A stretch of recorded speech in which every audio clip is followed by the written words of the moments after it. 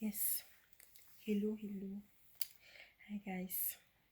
Bienvenue encore à un quick épisode, really quick. Ok. J'espère que tu vas super bien. Ok, je vais super bien. J'espère que tu vas super bien. Et j'espère que tu vas super bien pour toi dans ta life. Et puis la famille est au top. Juste un petit point aujourd'hui. Aujourd'hui, je faisais une petite marche et j'ai parcouru le cimetière autour, puis dans le complexe funéraire, j'ai vu Fleur euh, délivrée, où on livre les fleurs.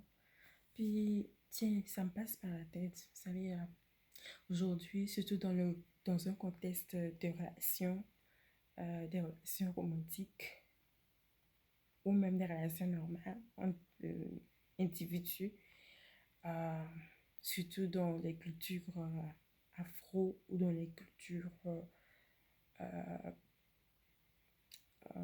non occidentales, bref, je dirais. C'est pas communément, c'est pas quelque chose qui est communément accepté euh, de donner des fleurs pour exprimer une attention particulière ou une intention particulière que l'on porte à une personne ou une affection particulière porte à une personne.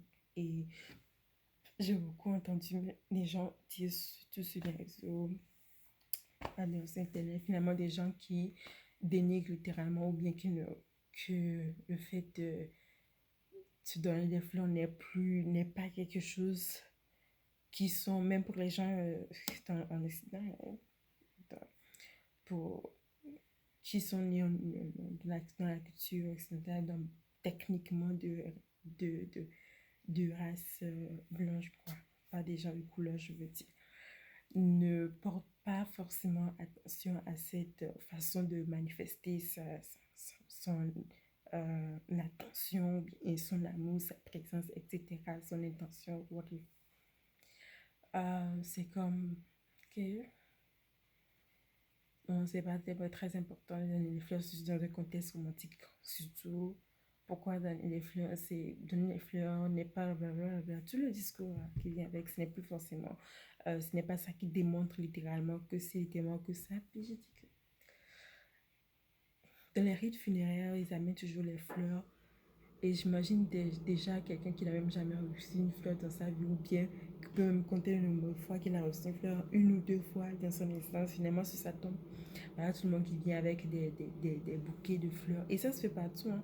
Mais c'est dans la même, même de la culture afro, de la culture déjà de couleurs.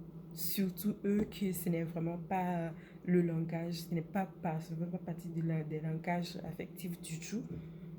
Surtout dans les rites de funéraires, il y a toujours des gerbes qui sont mis en avant, il y a toujours des gerbes qui sont déposées, des gerbes, des fleurs qui sont mises en avant. Or que dans notre vie de chaque jour, ce n'est même pas quelque chose que l'on voit de cette façon-là. Je veux dire, finalement, c'est quoi? Vous montrez l'intention de la personne qui n'est même plus là. Finalement, vous utilisez ce moyen pour exprimer quelque chose à cette personne, mais dans son existence, dans sa vie, ce n'est pas exprimé de cette façon-là, du moins. Et même encore, est-ce que la personne comprend ce langage encore? Comprend ce langage? Est-ce que ça fait partie de ses valeurs à elle? Puis, c'était comme, ok, on est des diseurs, quoi. C'est dur de voir des gens qu'on vit vraiment en accordance avec ce qu'on dit, à croire que c'est quelque chose qui n'est plus contraint, il n'est pas à la fois, que c'est pas important qu'on ait des fleurs pour exprimer si, n'est pas important que l'homme lui donne des fleurs, n'est pas important que les fleurs soient assez des fleurs, et finalement, une personne qui n'a même jamais eu une fleur de son vivant va avoir une fleur sur sa tombe. que là, il ne sera plus. Ciao.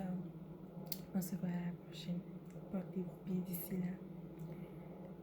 Et yes, c'est ça. Dans une prochaine vidéo, on va commencer à toucher les sujets qui vont tourner autour de la psychologie et surtout des choses que l'on a vécu qui peut être traumatique, quoi. Ciao, ciao.